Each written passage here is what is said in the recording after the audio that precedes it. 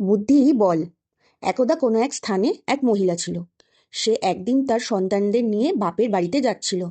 তার বাপের বাড়ি যাওয়ার পথে গভীর জঙ্গল পড়ে। আর সেই জঙ্গলে থাকে বাঘ, ভাল্লুক, সিংহ, কত রকমের প্রাণী। তারা চলেছে আর চলেছে। চলতে চলতে দুপুর গড়িয়ে গেল। এমন সময় সত্যি সত্যি একটা বাঘ হেলতে দুলতে তাদের দিকেই এগিয়ে এলো। এই সময় মহিলাটি ভাবল, না, এ বাঘের হাত থেকে তাদের আর রেহাই নেই। মানুষের গন্ধ পেয়েছে বাঘ, তাই তো রক্তের লোভে এগিয়ে আসছে। মহিলা মনে মনে সাহস সঞ্চয় করল।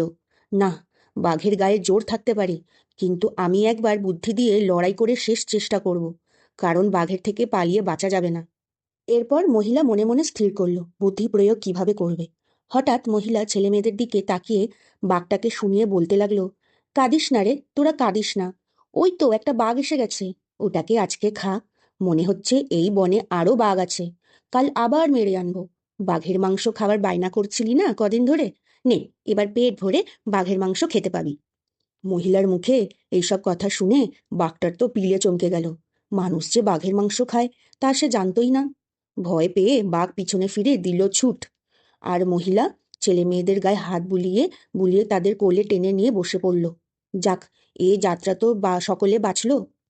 ওদিকে বাঘটাকে ছুটতে দেখে এক শিয়াল অবাক হয়ে জিজ্ঞেস করলো, কি হয়েছে বাঘ মামা, এত ছুটছো কেন, কি হয়েছে? তখন বাঘ বলল, বলে কি আর হবে ভাগ্নে, প্রাণের দায়ে ছুটছি। শিয়াল আরো অবাক হয়ে বলল, কি হয়েছে মামা, একটু খুলে বলো, তোমার কিসের ভয়? বাঘ হাঁপ ছেড়ে একটু দম নিয়ে বলল, এক ডাইনি এসেছে এই বনে, সে বাঘ মেরে খায়, তার সঙ্গে আবার দুটো বাচ্চা। শিয়াল হো হো করে হেসে উঠে বলল, হো হো হো, তোমার মাথা খারাপ হয়েছে মামা, একটা মেয়ে মানুষকে তোমার এত ভয়, চলো দেখছি আমি। বাঘ জানে শিয়াল ধূর্ত। বলল, বুঝেছি, আমাকে তার সামনে ছেড়ে দিয়ে কেটে পড়বে, খুব মজা হবে না? পরে ফিরে গিয়ে নিজেও বাঘের মাংসের একটু ভাগ পাবে, তাই না? আমি তোমাকে বিলক্ষণ চিনি।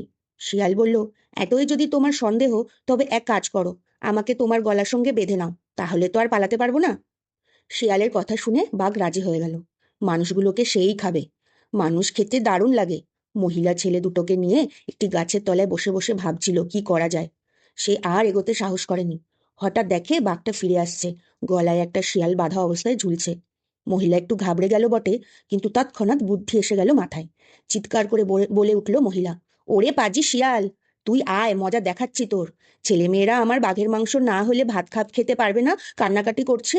সেদিকে তোর খেয়াল নেই, রোজ 3টে করে বাঘ এনে দেওয়ার কথা, মাত্র একটা বাঘ নিয়ে এতক্ষণ আসা হচ্ছে। মহিলাটির মুখে এইসব কথা শুনে বাঘ বুঝলো এই শিয়ালটারই চালাকি ছাড়া আর কিছুই নয়।